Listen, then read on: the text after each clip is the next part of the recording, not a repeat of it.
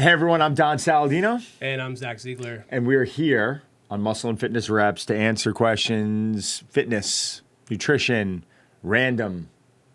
We will talk music. We will talk whatever you want. I'll talk about anything. But in all fairness, if you guys have questions, we want you to fire them off to us below. And we are going to be bringing on experts in specific fields. Today? Not today. When? We are, well, next week. We're starting with our first one next week. So What's Ben an expert of? Ben Pakulski, you want to know what? I really feel like he has, well, first off, he was a professional bodybuilder on the Olympia stage. I really feel like he's the first guy that I've seen to kind of make that transition from bodybuilding to, brain, focus, holistic. Mm-hmm. He really pretty much did a 180 on trying to be the biggest guy in the world to now, the guy's taking yoga several days a week. He's focusing heavily on the ketogenic diet. He's focusing heavily on brain function. So it's interesting to me because he's really lived in both worlds at a very high level. He's incredibly smart. He's incredibly intelligent. And he's a student, and he's very humble, and it's just been fun for me to see him and his evolution over the last several years. So I'm excited to have him on. Yeah, I've since you've mentioned him a bunch, and I knew him when he was a competitor, so I've been watching a lot of his videos, catching up. I feel like he's a different person, though. though. That's what I was going to say. Not only does he look different, he just, to me, just his philosophy is totally different on training and the way he approaches things. But I mean, you know him personally. So. I know him personally. I know he's been portrayed in some of the media, and Generation Iron came out. I don't want to use the word, very, very confident. Uh-huh. I wouldn't really categorize him as arrogant. I would categorize at the time as very, very confident, but almost, at times, and I'll say this to his face, is coming across a little hard. But now he's just. I mean, that movie was shot years ago. I mean, right. I'm a different person than I was 3 to 5 years ago. So, but just to see him make that change and to see where he's going with fitness, he still trains bodybuilders. He's still one of the better bodybuilding coaches I've ever seen.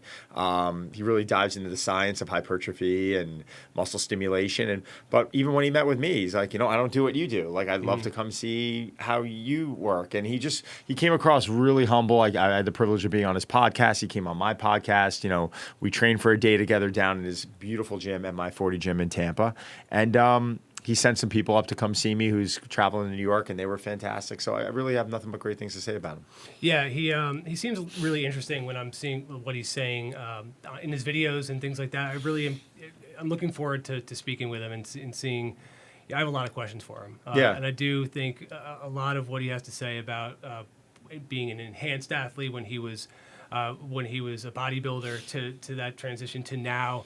I'm curious as to what that was like for him, what that felt like, if he had any, just how turbulent it was, if at all. I'm interested to hear that also. Yeah, and just what you said too about the brain and the holistic side of things. That's something I want to get into more myself. He's diving into the mind, and he's diving in. And I even see from speaking to him, like, positive, upbeat. Listen, I'm sure he has his bad days, but just I don't think so. He's probably just no. I don't. I'm not. His outlook on everything is just it's pretty impressive, and he's a great guy. And he's a good friend. So, do you think he can make me better looking? It's tough to get you better looking. Oh, stop this! Oh, thank you. I was gonna put a song on, but we don't have the rights. We're not allowed to. Yeah, I guess. No, yeah, we were yelled at for even joking around. No fun. Not allowed to have any fun around here. Playing by all the rules over here, Yeah, exactly. You'll crack the whip on us. No one's gonna know. Yeah. Turn that off. We had to start over. Cut. Lionel Richie's gonna want to cut over. Yeah. Is that what that was? I didn't even have any idea. Endless Love? I don't know. I think it was Lionel Richie and I forgot who else. Is that how you go? Ross? Is that like a concert you'd go to? No. But don't tell me you don't like Lionel Richie. A Lionel Richie song comes on and you're into it. Is it weird that I don't give a shit about Lionel Richie? Well, I ask you if you do or you don't, but if it came on, you know his music. No. Yeah. I would know the one song. No. You know Endless Love. No. You know Hello, is it me you're looking for? You know that song. What else does he sing? We were running with the night. That's the one I would know. Into the mic, please. Playing with the shadows. Keep going. Just you and I. More. In the morning light. Tonight. I love it. Thank you. So that was, I think, 3 songs right there. We could probably keep going. I need to see the song list, but he's really good. Very powerful. That was the one I would know. I wouldn't know Endless Love. I might have known Hello. I think I did. You know Endless Love from Happy Gilmore, because that was a big song in Happy Gilmore. Get into your home. That was a shitty Happy Gilmore. That was but, terrible, but it was I don't know. I'm not a bad. good Adam Sandler. I don't have a good Adam Sandler. Do you like any of his movies, by the way? I do. I get a kick. I Which ones? think Happy Gilmore was funny. Yeah. I think Any recent ones? no. Exactly. No, what was the one where we had to go back to school? Billy Madison. Billy Madison. Yeah, I like that one I too. watched it with my kids, which is completely inappropriate to watch with, at the time it was a 7-year-old. So Was Christy Swanson the teacher? I think she was also in. no, she's Mortal not. It wasn't Kombat. Christy Swan. No, It was no, no. Bridget, Shit, I'm sorry. Bridget, Bridget, what's her face? not Nielsen. I'm thinking the other one. Bridget. Shit. She was married to Sampras, or she is married to Sampras. But it's not Bridget Sampras. No, it's Bridget. Come on. I don't have a machine in front of me. Can we hold on? I'm looking this up. Ask Alexa. Oh wait, it's just a kitchen time. Wait, Bridget. Come on, Pete. Let me see. First, let's just type in Pete Sampras' wife. You could also type in Sonya Blade because she played that person in Mortal Kombat. Bridget Wilson. That's it. That's her. That's it. She looks terrific. She does. She probably because she plays a lot of tennis. Yeah, she probably does. She looks amazing. How do you think her forehand is backhand? What do you think? Her serve I'm not sure. She's probably really good. I mean, Pete Sampras wasn't bad. at table tennis or He gets smacking around a little bit. what about Wii tennis? Do you think I never played Wii tennis. you never played Wii tennis? No. What about You know I'm not a big gamer. I don't know that. I told you that when you keep bringing up games from like your I just Do bring you them up. remember? Do you remember like Arkanoid from 1986? I'm like, what are you talking about? I don't. I'm not a big gamer. I either. like Zelda and I like Mario Brothers and I like fun stuff like that, but I wasn't. I like fun stuff like that too. I'm not a big I think gamer. you dove no. into. I liked Frogger on Atari. You know what I'm talking about? Like that's Yeah. like I had an Atari. Nintendo. I like Tetris. I like Punch Out. Me too. We talked about that because Yeah. you did know some trivia. You knew I that when did. Mike Tyson had his legal troubles, what it was called after that. You said it was just called Punch Out. Yeah, I mean, it went from Mike Tyson's Punch Out to Punch Out. I love this movie. I love the first movie that Michael Jai White, the martial artist, Yeah. played Tyson. I thought he did a good job in that movie. That movie probably came out 20 years ago. Uh huh. And Was it an HBO movie? it was. Thank you. Thank you. Isn't it terrible though that I know that type of trivia, but like, if you asked You me, think Tyson would still whoop ass? do you see that? Just railroaded me. Just No, didn't it's even interesting. allow It's me to trivia. finish. It's Just bullshit. totally crushed No, me. it's bullshit trivia. Yeah, You're on exactly. something that no one's interested in. I We're know. talking I know. about. I know. But that's the thing. It's I just told you what everyone's going to be interested in. They're not going to be interested in that. Oh. So we're going to be okay. No one's going to be interested in the church. I was more interested if. Do you think Mike Tyson can still whoop ass? well, mine, yes. No, I mean just in general. Like if he came into a bar, would he whoop someone's ass? I think yeah. Oh, yeah. That guy's a Yeah. beast. He clearly doesn't have any, like, he probably would do, he'd do what it takes to win the fight, too. You I think know? he'd still bring it. Right. I mean, but here's the thing. It's like, he's not just going to sit there and, like, put up your dukes if it's, like, in a bar. No, he's gonna Right. run you over. I don't know. When's the last time you were in a bar? And what did you order? Oh, I was in a bar. And what color Daisy Dukes were you wearing? I don't wear daisies. At bars, at home, in front of my wife, when we role play, maybe. But Right. last bar I was in was when I took my kids snowboarding. Good. What did you 2 buy weekends them? ago. What did you, tequila? They did some fireball shots. No, I ordered some. My wife and I were drinking like IPAs up there. Yeah. We were having fun. That's When- the last time I drank. So When was that? 2 or 3 weeks ago. Oh, that's cool. Might have been 2 weeks ago. Okay. We went away. We like going boarding with the kids, and Yeah. that's typically when I like to let my hair down. Like I'm not a big, I'm not a big drinker, but I do like going out and having some beers. But like when I'm snowboarding and hanging out with them, and we're going to dinner at night, hell yeah, man! Like Yeah. live life, man. But like on a Tuesday night tonight when I leave here, am I going for a drink? Absolutely not. It's just Yeah. not what I do. Well, yeah, we also have a pretty hefty ride home, too. I do. What's the last concert you were at? I'm sorry. What's the last concert you went to? I got to think about that. What was yours?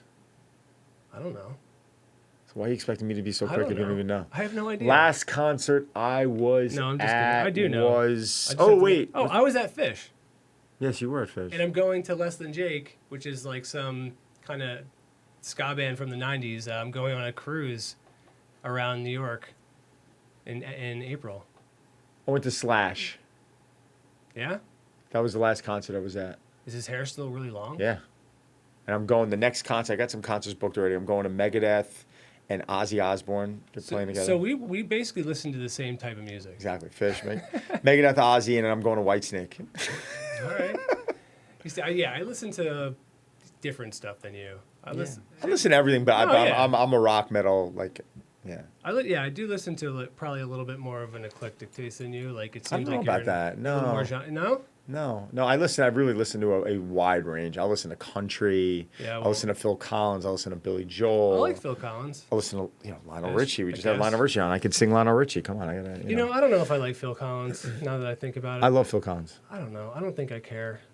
Why do you always say like I don't care? Like why is that? What is that? Like because it comes off very dismissive. Like you're almost like F you. I don't like when you say I don't care. It's like it's almost like using the word fine. Like how is that? It's fine. It's basically an F you answer. Because here's the thing. I haven't thought about Phil Collins in forever until you mentioned him. But like I thought about it and I'm like, you know what? There are some songs where I think I do like that Phil Collins sings, but. If you wouldn't have mentioned him, I wouldn't have thought about it most likely until. But if Phil Collins song comes on, and you hear it, you're not like, all right. It depends on the song. If it's that Lion King song, I don't care. And a girl that's been on my mind. Maybe that one. I could see my legs start tapping. All the time. The thing is, it starts in the leg, then it goes into the arms, and then it starts to get into the whole body, and then. This is basically where it stops because this is how I dance. And then I get really self-conscious and then I leave and then I don't go out of my house. I thought we were gonna not fluff these segments up so much and not do this line of bullshit. Let's go to the warm-up. Let's talk about a warm-up. Okay. Because everyone I think the perception of the warm-up is highly misused. I mean, especially in the bodybuilding world. When I look at people at Powerhouse Gym or Gold's Gym who are kind of more of a bodybuilder background and they think of a warm-up. Yeah. They think of like getting on a bike and pedaling. And somehow I think of some people just hop on a bench and rep 135. Yeah, it's just not, I don't think it's a valuable warm-up. Did you warm up? How'd you warm up? It depends on what I'm doing. I mean, a lot of times I do a dynamic warm-up Fancy. Yeah, I mean, I like to just get my heart rate up. I like to break a sweat, and I want to feel like I'm ready to train, if that makes sense. Yeah. Like there are times where my warm-up might be a little longer. Maybe it'll be 10 minutes. Maybe it'll be. It depends. If I don't feel like I'm ready, I'll just keep moving. So I want to make sure that I feel because I sit a lot at a desk if I'm typing, especially if I'm writing something or editing. Oh, this is the worst position that we're in right now. And I'm in it a lot. Right. So it depends, and especially if I'm going to be trying. I don't move it. I've said it a lot. I don't attempt to move a lot of weight. For me, what's relative to me, I don't move a lot of weight at all. But if I'm going to try that, I want to make sure that I'm ready for it because the next day, no matter what, if I succeed or fail, I still got to get up and go to work. Yeah. So it's important to me that I don't have to hobble there or go in a full body cast. Well, what's unfortunate is that, you see a progression in, there's a cost to doing business when it comes to training. Yes, training, working out, running, it can be incredibly beneficial to the body, but there's a cost. The more volume you do, there's a cost. The more you want to train, there's a cost. So you can take something that's really good for you and it could become bad in times. I mean, how many athletes do you see that are banged up? How many bodybuilders do you see? I mean, look at Ronnie Coleman, for instance. It's like, the poor guy has had 50 surgeries in the last or however many. I'm probably not too far off. I mean, he's one of my favorite bodybuilders to ever watch because he was just so vibrant and he was so friendly. But a warm-up, a dynamic warm-up, something focusing on mobility could really put a lot of athletes in a much different position. Spend 5 to 7 minutes working on it. Now, I don't want to go too far over the time limit, but what is and maybe it might vary by the person, but sure. What is a basic or generic, I don't want to say generic because that sounds kind of like a throwaway, but what's something that you might run me through? Say I come to you, what's something you'd run me through? I think you need 10 minutes. Okay. And I sometimes in my warm-up sometimes can go 15. It depends on the mood I'm in. It depends on how I'm feeling energy level. But what I would always do is at the very least, I'd have someone working on some type of diaphragmatic breathing. We breathe so much up in here because of stress and work environment, et cetera, and we lose the ability to really expand the ribs and really breathe into the diaphragm. And it's like I always say, the best the best example to look at proper breathing is a baby. You know, you'll see that the tummy rise and lower, rise and lower. So spending 2 minutes working on that is not going to cut into a lot of time. And then, you know, maybe another 2 minutes on the foam roller, which is still fast, but it's just an example, 2 to 3 minutes on the foam roller that you don't need a lot of time, but just getting a little tissue work. And then after that, the remaining time, focus on working on dynamic stretches that are going to, you know, loosen up the hips, loosen up the thoracic rotation, loosening up thoracic extension, you know, maybe a little shoulder mobility, 4 or 5 movements, and you're ready to go. And you worked up a little bit of a sweat, your body temperature's up, and you're primed and ready to get into those positions that you're trying to get into during your workout. So whether it's legs or chest or back, whatever it is, if it's body parts or if it's full bodies, which a lot more people are doing now, we could discuss that one day. I think those warm-ups are well more targeted, not only helping recovery, but to help the individual get primed and prepared for that activity. I could read research all day long about how this is great for you, and then when I try, if my elbow catches fire, it's 5 a times bad in a row, well, I don't give a shit about research. You can shove that research right up your ass because I'm not doing it anymore. Yeah, part of the problem, people really the be-all, end-all for specific exercise. When I'm writing programs, they're like, well, I don't have a preacher curl. What do I do? I'm like, do a standing dumbbell curl, do a cable curl. Like, it doesn't really matter. Like, anyone, and there are coaches that say it really does matter. I argue.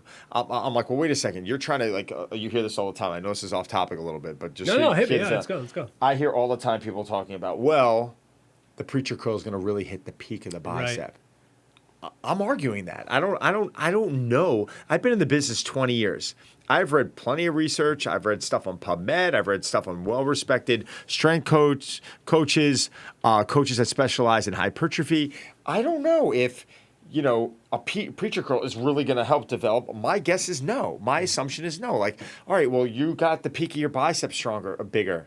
How do you know that wasn't going to come from a dumbbell curl? Right. If you took the same set and rep scheme or the same time under tension, or you're just able to sit there and visualize and contract the muscle a certain way. But, you know, I think it's cool to switch angles up because you're loading the joint differently. And I think there's a little bit of a different feeling and a mind to muscle connection. Right. I think that's great. I just don't, I don't know if I buy into that whole, well, the wider you go, the more, like, I've heard coaches say, the wider you go, the more internal it's hitting on the back. The narrower you go, the wider it's hitting on your back. I've heard so many different things that after time, you just, like, damn, man, like, the research is just inconclusive on a lot of this stuff. And that's the most honest answer. But you're also, but are you saying that it's more about just focusing on variety, focusing on keeping, as you said, focusing on hitting the muscle at different angles, loading the joint, like loading things at different angles, and like just focusing and paying attention to that mind muscle. I think loading the body differently isn't always the best answer because some people cannot get into specific positions unless they're under load. So, and you hear this from a lot of newbie trainees, like,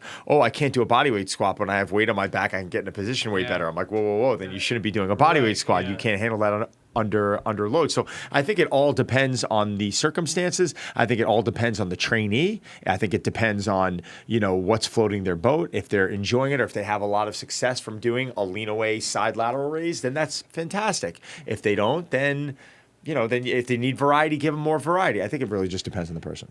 How does that make any sense, by the way? I can only get into a squat position if I have weight on my back. Well, the weight is, it's like if I was to tell you to crawl in that little box there, are you gonna have an easier time getting in it on your own, or if I'm pushing you into the box? Yeah. So that's basically what's happening. The weight, a lot of time when you're getting underneath weight, it can force you to get into positions that your body doesn't want to allow you to get into. Well, right, but that's the thing. I guess maybe that's just me. If I was unable to get into that position without the weight, I would think there's an issue.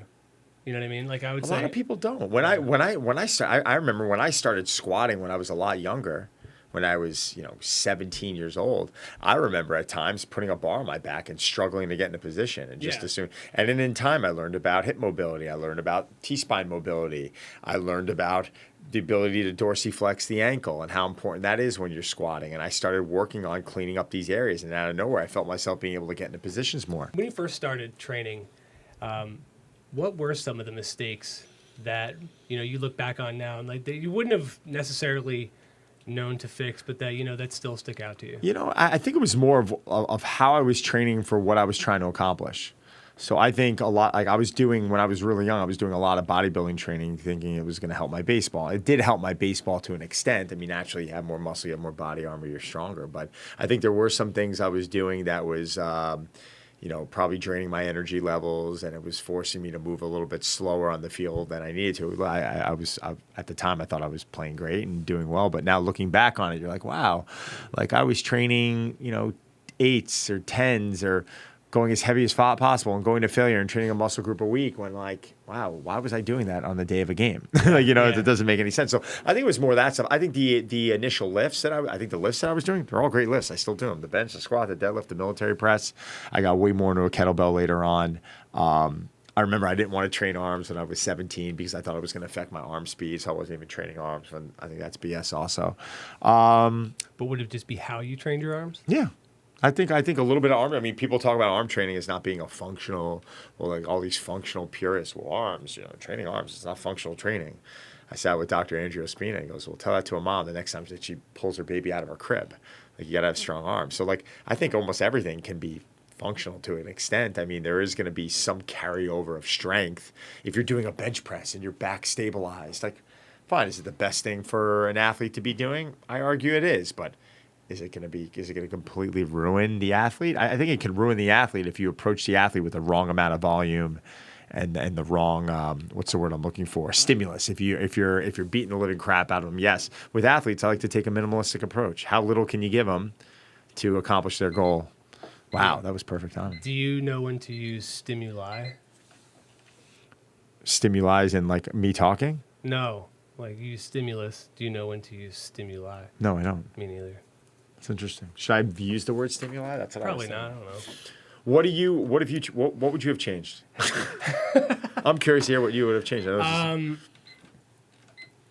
I had no guidance at all.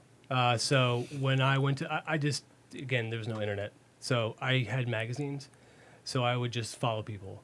And I would just follow, and a lot of times I follow the wrong people, and it wasn't like I followed them like, hey pal, like I would literally just follow. I would see what they were doing, and so there was I had no technique. A lot of times I would just do the same body parts over and over. So I would just do arms or bench press. I didn't squat at all. Like at first when I was 16, it took me like a long time to really get into that because I just didn't. It was intimidating. I didn't know how to do it properly. So really, I would have been more aggressive in asking for help. Right. Overall, and when I did start squatting, my form was horrendous. It really just everything was just so bad. My back was fucked up. I was too heavy. My knees would cave in. Just everything was bad. I would go too heavy on a bench press, so it's like if the bar wasn't like coming, if it wasn't shaking and coming down, nothing was going well. So ultimately, I would check my ego at the door. I would start lighter. I would not care at all what people thought, or they probably weren't even paying attention to me at all. In my head, right. It's like they were all looking at me and laughing, but ultimately it didn't matter. Right. And when I started to train more for sports and not give a shit what they thought, not only did I find more enjoyment out of it, but things started to click. Yeah. I started to see like, wow, like, you know what? Why am I squatting with my feet like so close together? Like, why don't I actually why don't I step out a little bit? What feels better? Like, why are my toes? You started getting in tune with your body. Yeah, and I did start to ask people more questions, and I started to look up how things should be done or how things were suggested to be done. And again, it wasn't that it always worked for me, but seeing how whether it was Arnold Schwarzenegger or whether it was somebody else that was a bodybuilder or even an athlete, how they trained, it was helpful to at least give me get me started. Right. So. Awesome. It's a study that came out recently. It's about plastic surgery, and there's a rise in plastic surgery, specifically breast and liposuction being among the most popular. It's up 2% from 2017, about 1.8 million procedures in 2018, according to the American Society of Plastic Surgeons. In this industry, you see a lot of plastic surgery. And in the fitness industry, I mean, I know you are, not necessarily you're not a competitor. You don't train a lot of competitors, but you No. do train with a lot of them at specific gyms. Sure. But why do you think? Why do you think this is? I think social media's got a big thing to do with it. I think, people are really trying to set themselves up to be perceived a certain way. Man, I mean, I never remembered so many good asses out there. It's like, oh my God, every woman now at the gym. It's like, how did that happen? Like, she never had that a few years ago, and they're trying to sell their glute workout or whatever it might be. So, I also understand what the human body can and can't do, and I understand the amount of time it takes to change someone's, or what appears to be their structure. I mean, naturally, you're not going to change someone's bones, but, you see these before and after sometimes, and it's pretty. Wolverine, he actually did. He turned, his skeleton was turned into adamantium. So Interesting. Yeah. Never even knew that actually existed. Adamantium. Very, very impressive. So I would, I would say a lot of it has to do with social media. I think, this is my personal opinion. I mean, I'm not giving anything scientific. I'm not saying, I just, the human body, I don't know, in my opinion, it wasn't meant to be tampered with. I mean, I do know if someone, God forbid, has, some type of deformity, or if they have some type of, illness, or, women who, get breast cancer. I mean, you've got to go in, and yes, I completely understand. But I think there's a lot of people out there, I think, that look great, and they're just, listen, I'm getting lines in my face, and I'm getting wrinkles, and, I'm accepting it.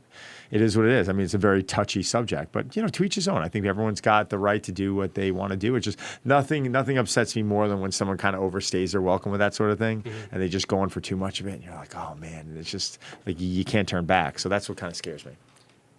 I mean, that's a much more thorough answer than I had. I just thought that these women had small boobs and wanted bigger ones. I don't mind that. No, but listen, I'm all, whatever makes someone comfortable. I'm giving an answer of like whatever makes them comfortable. On the other hand, I'm giving an answer of like my beliefs and where I stand. It's not in any way am I judging anyone, but it always scares me when someone makes a change, a permanent change, and you can't come back from that. Or they were like, again, breast and liposuction. Either they have small boobs and want bigger ones, or they're larger than they want to be. I haven't seen anyone do the work. I haven't seen anyone go through liposuction though who's had anything incredibly successful. Like I never hear of cases where they're like, "Oh my God, that person looks amazing." They're like lipo. Like there's always something that looks off or wrong, or there's something that doesn't make sense. It just, does that make sense? Yeah, but I've not looked at somebody with liposuction as closely as you have. Do people come to you and say, "Hey, Don, like"? No, I've seen people. The environments that I'm in. A lot of times, I'll see people who get them, or they're like, "I got lipo," or whatever it is, and I'm like, "Great!" I'm like, "You look amazing," and hope it works out in the long run. Sometimes it doesn't always. I can't help myself but ask this: how much money would it take if somebody came to you with like a little container of like their sucked out fat and asked you to chew it? Oh God! Oh my God! It's disgusting. Well, what? How much? You don't have to swallow it, but you just have to chew it. Oh God! Swallow it? No, don't. Just have to chew it up. Chew it? $50. Nah, probably $1 million. $1 million? Yeah. Man, that's disgusting. You don't play. Money's not that important. Kind of is, but I was gonna say, what do you pay your bills with? $50. Yeah. Don's like, all right. What about you? I wouldn't do that. That's disgusting. No, I don't. I wouldn't do it first. I don't know though, but I feel like some people would just. I dropped $10 million on your this tax free. Take it. You're not gonna chew it. No, I would do it. For $10 million. Yeah. Don't say you wouldn't do it. No, I'm just a hypocrite. We could gussy up our set with that. We might be able to get one of these mics. We might be able to get a mic stand that works, or maybe we can fix that sound unbelievable. dampening stuff that keeps falling down. Or get some more water. I mean, God. I do have that. I have water. Don't worry about it. I don't want it now. Good, because I spit in it. I didn't. I swear. Why? Do you taste it? Did it taste different? Oh, God, it's disgusting. No, All right. So, study in JAMA, Journal of American Medical Association. It was you ever read PubMed? Yeah. That's a good one. It's weird though. It's not weird. It's just I cannot. PubMed. Is it strange that like? It sounds like Club Med. I know. I can't. Yeah, no, I was the same thing. I cannot. It was a public medical records, I'm assuming? I mean, I don't know what it stands for, but every time I think, and there was commercials, and I think there was a jingle. Maybe there was a jingle or no? I don't know what the jingle. Sorry. Maybe there wasn't. I think you're just making it up. What's the question, though? I'm curious.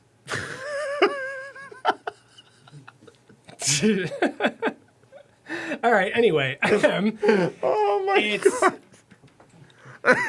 You know what? I must break you. I just keep looking at I lied.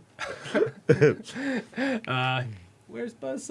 You had to split. Yeah, they split. All right. All right, JAMA. So anyhow, in JAMA, Gemma. it said so. It was in the New York Times, and it said that cutting back on added sugar, refined grains, and highly processed food, concentrating on veggies and whole foods, and not necessarily counting calories or focusing on portion size was what ultimately helped people sustain weight loss over the course of the year, whether you followed low carb or low fat diets. So I thought that was interesting because It's very basic. It's very simple. Yeah. exactly. And it's like, it goes back to, again, stuff. I don't want to keep saying stuff we talk about all the time because it seems like we just beat the same drum over and over again, which we do. But anyway, it's You do. No, you do. it's just going back to basics, which is what we're saying. There's so much information out there that it's like you get flooded with all this craziness that you have to. It's got to be complex, and sometimes it's like, dude, just cut the shit and eat the things that you know you should eat, and don't eat the things that as often that you know you shouldn't eat, and things you'll start to lose the weight, you'll start to feel better, and things things will progress. I don't think anyone shifts gears. And when I mean that, I mean it's like from the car being in a stop position and throwing it immediately into sixth gear. Like it doesn't. So it's a stick shift. Yeah, I like driving stick. I do too. I learned stick back in the day. Me too. I learned on a Ferrari. I learned on a Jeep. No, I learned on a Ford Escort GT. Ferrari. 1990, yeah, with a tape deck. That's right. I missed tape decks. Yeah, I know. Hitting fast forward. Did you believe me when I said Ferrari? No. Nah, You didn't sell me that one. I know. What were you just talking about? Because you just completely. First of all, we were talking about the fact that you really just had to focus on food quality. Yes. But let me just add one thing. These people didn't increase their fitness level. So they weren't working out any more or less. That it was just focusing on their food quality. I think people would be amazed on so you could bring 20 people in the room right now, and 20 people, every one of them, their goal is not to look like that. You know what I'm saying? Like whoever it is on the cover. A lot of them might be. You mean this? Most people might be able to look like that. With this chest hair? He just needs more package on that. I kept saying that. Wait, or do Needs you a little mean more package. Or do you mean this? That's handsome. Who's after that? Or this? Looks cool with long hair. Could be this. No? The body looks How way about younger that? than the face. This is yeah, this is probably when That's you it. look, this That's is a when winner. you looked your best. That's a winner. I feel like this is your best look. That's a winner. You really did look handsome. That's What a was this, winner. A few months ago? That was a year. That was a year ago. This is when you looked really good here. Thank you. I think. I like the slingshot bikini. Yeah, no, you look good in this pink shirt. Thank you. Great hair, by the way. Actually, my hair is getting close to that right now. This? No, the one below. Oh yeah, no, yeah, no, you don't have a yeah. I'm getting a little bit of the mall thing. Little rat tail Yeah, a happening. little rat tail. I'm into it. Yeah. I'm into it. So anyway, focus on and I know this is what you food quality. This is something something you tout a lot. Is that it's so much more important than following any type of diet, like prescribed diet or whatever. Listen, you said it. Food quality trumps, but I think a lot of people come in here. When I say come in here, come to me, and they're not being really descriptive on what their goal needs to be. And sometimes their goal might be to just see, a visible ab or an ab. Like they just want their waistline a little bit thinner, or they just want to feel confident in a bathing suit. And I think to get there, it's a lot easier than most people think. The reason why people are unsuccessful is because they jump into like Jeremy Buendia's contest diet, Right. and the guy or Sadiq Hatzevic's the contest diet, and it's something that they post in a magazine. People are like, all right, I've got to eat 6 ounces of chicken, and I've got to eat 10 ounces of sweet potato, and I eat 200 grams of it's like, oh my god, and it's so impossible, and they could have done things a lot easier and still have gotten to their goal. But everyone's taking this all or nothing approach, and it's just like, come on, man. Like, just you got to learn how to crawl before you can walk. Like start taking baby steps. Start eliminating specific things, like you said earlier. Eliminating processed foods, sugars, table salt, all the sodas, all the candies. Eliminate that first. Give yourself a few weeks and see what changes your body makes. You might lose 10 pounds from that. But the problem that I have is everyone's like, let's eliminate everything. I'm going gluten-free. I'm going keto. I'm doing all this stuff. And 5 days in, they're like, I can't do this. And they're discouraged and they jump off. Where if we would have just taken the first approach by eliminating all the crap, maybe they would have lost the 10 pounds. And maybe they would have said, wow, that was easy. That's all I wanted to do. My goal was 10 pounds. And I actually feel a lot more confident and look a lot better. And you know what? I'm going to throw that stuff back in once in a while because I feel like having it. That's coaching, man. That's what most people should do, but they don't do that. Yeah, are those people shocked at your approach that you're saying like don't jump right into this as listen, I had a guy the other day call me up and he's like, I want to look like Ryan Reynolds in Deadpool with his shirt off. I'm like, all right, dude, like get ready. Like this isn't going to be pretty because you're not even close. Yeah. And it's time that like if you really want it and you're like, I'm like a dog on a bone, I'll do whatever. Okay, man. Like let's dive into it. The diet's going to be tough. Like, are you sure that's what you want? Yeah. No, people are people. Yeah. I'm like, no, you're not. Like you can't stick out 30 days of eating the way I'm telling you to eat. Like You're eating 93%. A dog on a bone is 100%. Mm-hmm. A dog on a bone is watching a lot of these guys prepare for contests. Like, these guys don't cheat. No. These guys are absolutely insane. That's a dog on a bone. A dog on a bone is not, you can't go a week without having, you got to have a couple glasses of wine, and that's fine. Yeah. You might be able to do that and still hit your goal. That's my point, but don't tell me you're going to go all in. Right, and just own it, by the way. Just be honest with yourself. Own it. And that's the other thing. First of all, I think it's cool that you're real with the people like that in one sense, so you're not trying to bullshit them. But it must be incredibly frustrating as a coach when those people bullshit you. When they say, "I'm doing it. I don't know what's going on." I'm beyond that now. Right, I know who's bullshitting at this point. Right, it's not. But there was a time when you weren't, and there's a lot of people now that are not as seasoned or as schooled as you. Sure. How do they sniff those people out? Well, I think they got to realize that breathalyzer. I think they got to realize there's only so much they can do. Yeah. And, at a certain point, and this, clients are going to turn to you and they're going to try and blame you. Well, I've been training with you for 3 months and I haven't lost any weight. And then finally you got to turn to them and say, listen, man, what do you want me to do? Right. Like, I told you we had to start following this plan. We're trying to follow an 80-20 rule here. 80-20. Anyone should be able to do 80-20. And you're not doing it. And I know you're not doing it because you're not doing what I'm telling you for breakfast. You're not doing what I'm telling you for lunch. And dinner, you're going off. It's a free-for-all. So don't blame me. Right. If they can't take that, like, tell them to move on. But you got to give people tough love in this business. They're telling you, they're hiring you as a coach for your expertise. Do not sit there and like bend over for them. Like, it's like you gotta give some tough love. I give tough love all the time. Right. Well, because if you bullshit and you lie, then it's on you at the end of the day because it's your reputation too. Because you don't want to be known as the guy that's going to just give all this false information. Right. You've earned your place here because you get results. Right. But you also work with people who follow the rules in the sense, like follow the guidelines. To an extent, I have a guy right now I've been working with for 5-6 years. He's like family. I love him. That's different. No, but he's still paying me. But he will turn around and we had MRIs done on his back. We had our PTs check him over. Everything's fine structurally. And when he doesn't train, his back hurts. And then when he starts training, his back doesn't hurt. Yeah. So finally I looked at him. He's like, why's my back hurt? Jesus. Why does my back hurt? I don't understand why my back hurts. I'm like, dude, because you've been in here twice last month. Yeah. Like, right. And then suddenly 3 days in a row, he's like, my back feels fine. I'm like, all right, so what's, like, is this rocket science? Like, you have a physical therapist tell you you're fine. It's a fitness thing. Get in here more. And yet, he still doesn't. He still continues to do what he wants to do. So there's only so much I can do. There is. The fact that you work with so many high-profile people, I can imagine specifically as their projects come out, you get a lot of requests from a lot of media companies, and I know that's something that I'm aware of here. I don't want people bombarding you, and I don't want you to feel used from us. I appreciate that. But I guess what I'm trying to get at is, what is it like, and what is it like when this happens? How does it feel when how, like, what? I just want to know what it's like when what do they want from you? Oh no, I mean, I'm fine with that. I mean, I'm fine with. Listen, I'm fine with all that because I built really good relationships with you guys, and you do a lot for me, and it's like it's a two-way street. So I want to go to bat and give you guys whatever I can. If I'm doing work with Men's Health, I'm friendly with the guys over there. I'm trying to do it. Right. It's a mutual.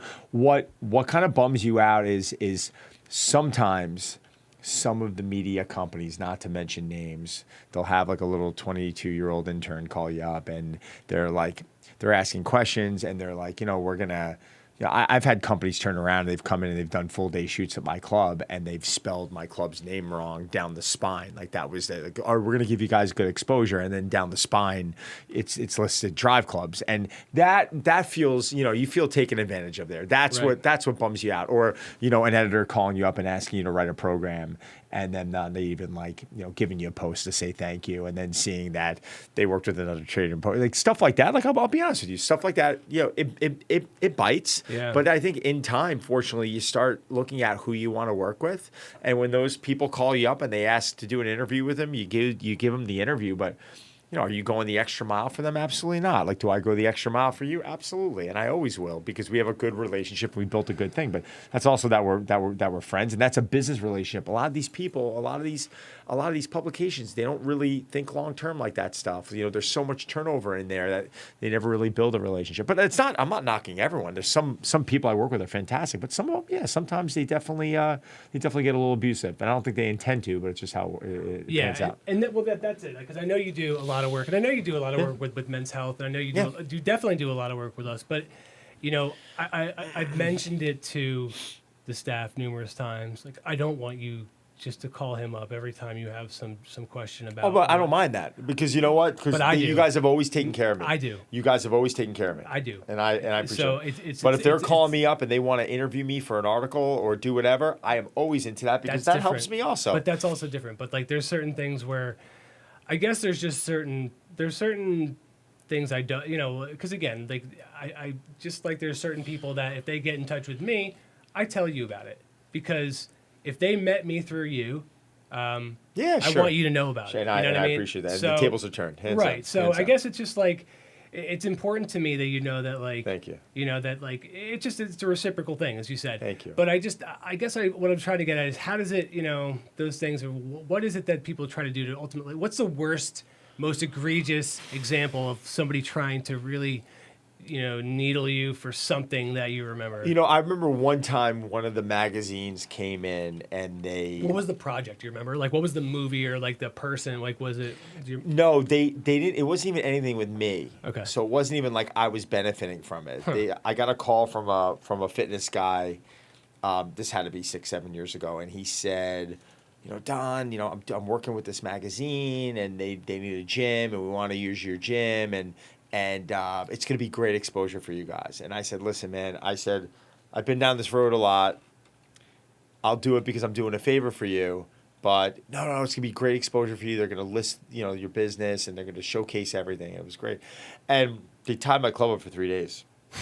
We're at blocks of time, and they literally went in. They did this full shoot. They had people walking in and out of there, and people eating sandwiches on the floor. And I'm rolling my eyes all right, I'm never going to do this again. Mm-hmm. And when the magazine came out, I opened it up, and literally on the spine, which was in between, you literally got to separate it. Mm-hmm. It said shot at Drive Clubs. It wasn't even the right name. Drive 485 is the name. They used the email address, that was it. So that's your big exposure. Yeah, so to me, and I was more upset with my colleague. Right. Listen, people. Fortunately, now you get walked on a lot less because your inner circle becomes much smaller. Who am I working with? I do a lot of work with you guys. I do a lot of work with some other friends of mine at another magazine. once in a while I'll get calls from Shape or Cosmo and they'll want to interview me, and I'm like, great. And I'll sit down and I'll answer their questions and I'll help out in any way possible. And my door's always open with that stuff. But I'm not really putting myself in a situation anymore where I can get hurt. Yeah, I'm a little, I've had some deals thrown at me, and it's, where 10 years ago I would have jumped right on it because of the exposure. Now the exposure doesn't mean as much. It's more about, because you realize that 9 out of 10 times the exposure is never really giving you. Like the cover I shot with you guys, that was fantastic exposure for me. And that was incredible marketing material for me to use even to this date. And it's been over a year so far. It's been about a year to date, March to March. That's been life-changing. So stuff like that, but you start realizing what do you jump on, or what are you like, all right, well, you guys say that you have that 10 million reach, but how many people are really going to see that? Like sometimes things look better on paper, and you have to be smart enough to pick that stuff out now. Yeah, because people will bullshit you to get you to do what they want. I mean, listen, a lot of people in this, you meet very few people. That's probably why you and I get along. We're in it to help each other out. And we're in it because we genuinely like each other. We want to, and we're friends. You start finding your like nucleus of people that you want to work with, like that, and you're like, wow, that's who I'm going to hold on to, and that's who I'd rather give them the story than this company I don't know, because why am I going to take a chance with them? Like, it's not worth it.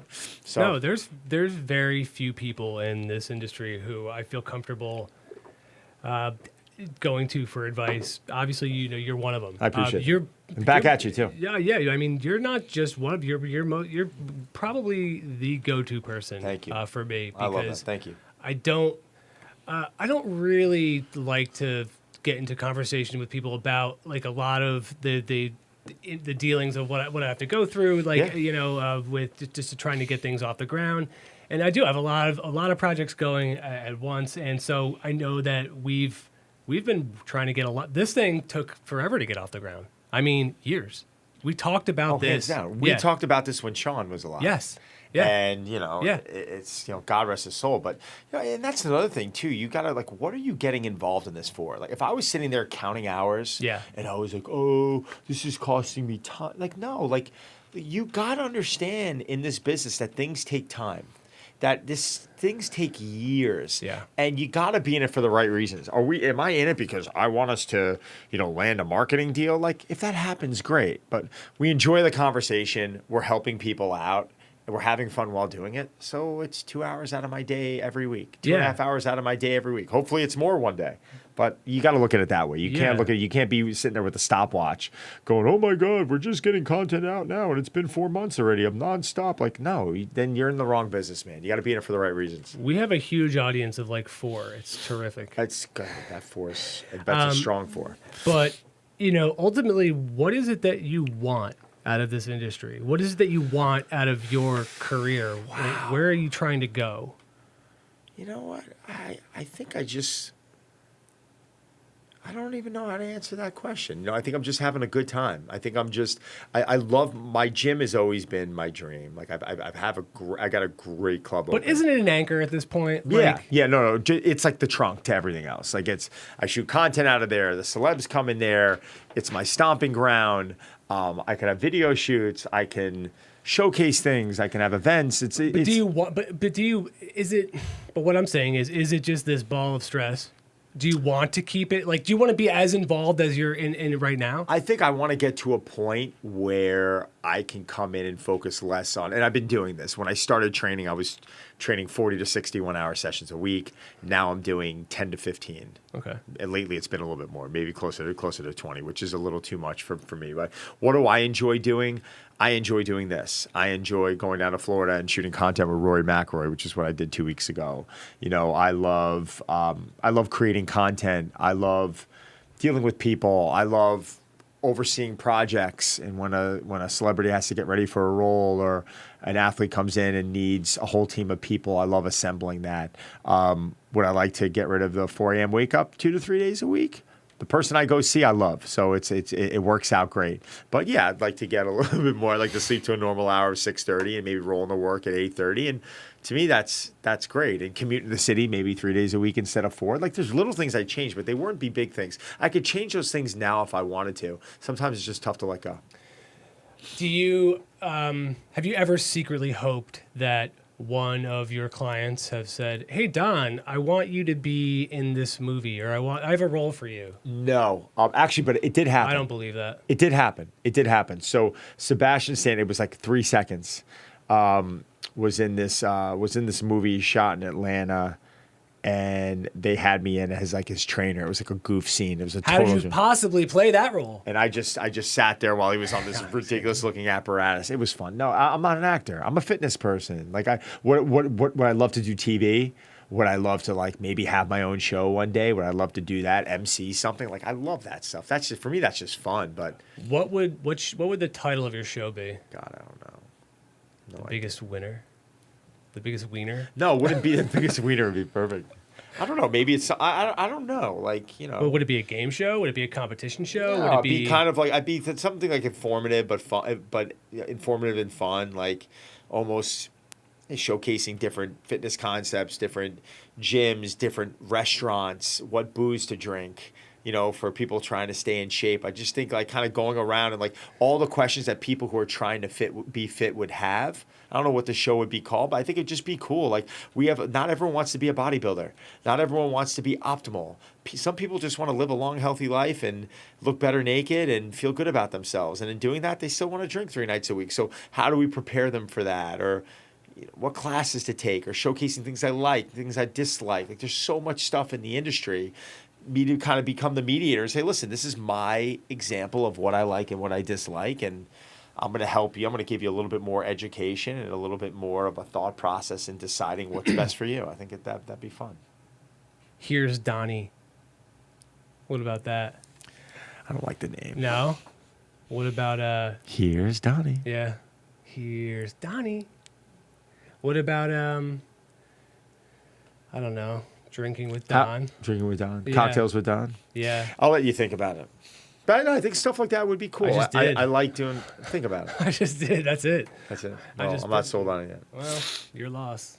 I think I'll do it. That's He's gonna steal the show. sold. Yeah, there it is. Let's go do it together. We'll become like the Anthony Bourdain of nutrition and fitness. Listen. I've had similar ideas that I've wanted to do. Yeah. That I pitched here, and for specific programs, for specific clients, and they didn't take those exactly. They took that concept and twisted it. Sure. And I didn't love the end result.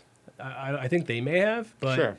it was very similar to that. And the idea was, it was really based on honesty. It was kind of like a workouts you never tried type of thing. But I wanted to do everything from naked yoga to pole dancing to Hopping around and doing everything. And then even like going out and doing different sports, different Yes. activities. Like, Yes. there's so much stuff. Then diving in with your kids, what to do with your kids, going and seeing like the world-renowned junior experts on exercise for children, and going and visiting what I think are some of the best facilities in the world, like coaches that are doing world-breaking stuff, going out meeting with, Mike Boyle, like who we talked about, or, going down and meeting with a guy like Eric Cressy, who's working with major league pitchers, and just hearing their approach to things and how similar but how different they are. This is really interesting stuff out there. Unfortunately, the public is subjected to just some fitness concepts, some turnkey class where they are running in and running out in 45 minutes. And no, that can work. I think people would be surprised how much more fun other concepts are. Right. And it would give them so much more variety. And you know what? So much more improvement.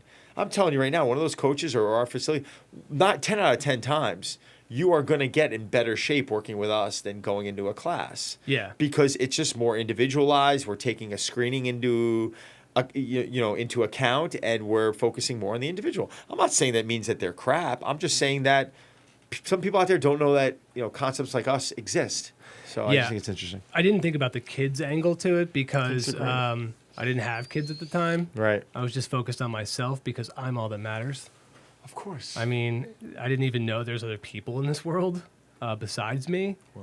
No, but I do like that. I would love to do that, and I know we can set that up. The problem is this: once you start going around and you create, you go into a place and you're honest about it, that shit gets around quick. And you're gonna stop. You're gonna stop being invited somewhere. Yeah, I don't think it becomes about bashing the facility. I think I would go in and talk about things that I liked about it. But then you're not being honest.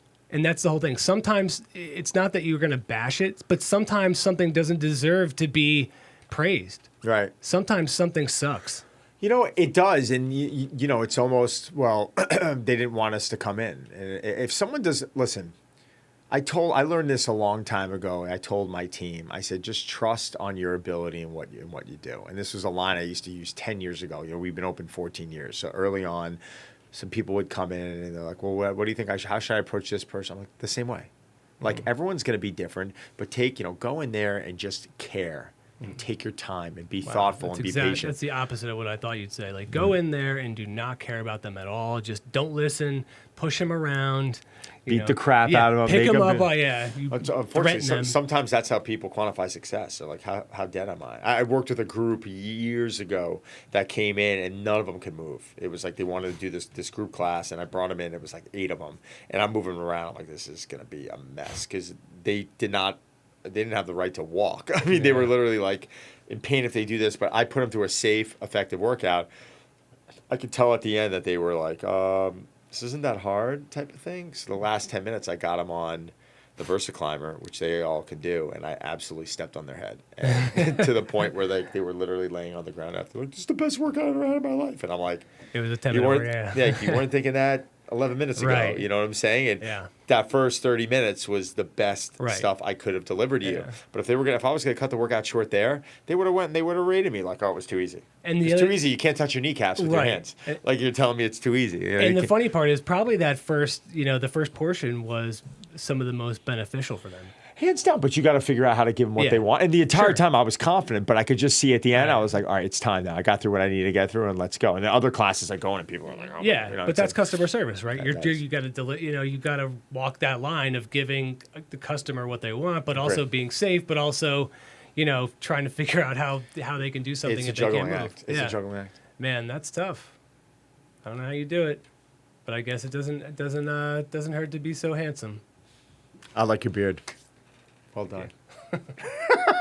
All right, that's it. Another mediocre show for you. This was Reps.